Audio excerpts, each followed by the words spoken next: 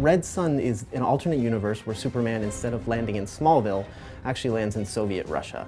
And it's the events of how he would have turned out had he been part of a communist country. The storyline is just one of the most intriguing ones. If he lands in Russia, is really what it's all about.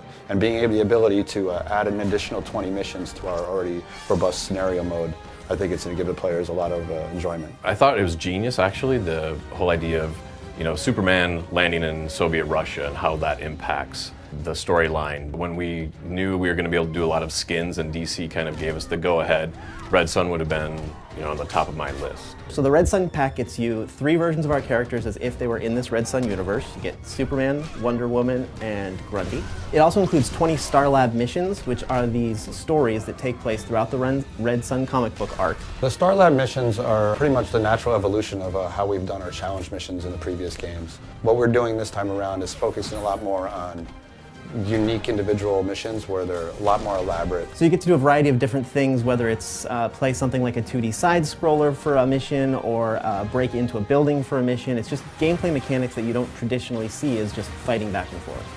So my favorite thing about the Red Sun design on Superman is the way they took what is still a traditional costume and really gave it this militarized feel. So there's the obvious design element of the hammer and sickle replacing the S for his shield. We hold the S shield for Superman in very high esteem, and it's interesting to see, the hammer and sickle put into that S shield, and I think the graphic of that is really cool. But you also get to see these sort of dark colors and these tight stitching on his collar that really makes him look like this militant figure. We use more of an S shields type belt for Superman, where I think in the comics it was a little more circular in design, and Wonder Woman had a type of matching belt in the comics. I think the color scheme is awesome, right? Because we have the black and the grays, and then you have that stark red against that. Red Sun Grundy doesn't actually exist in the comic book. We really wanted to expand the universe of Red Sun, so we picked a character that we thought would fit really well in there. So we added Grundy, who's this big communist sort of comrade friend. Red Sun Grundy has a few things that are different and I thought were really cool to add in that gave that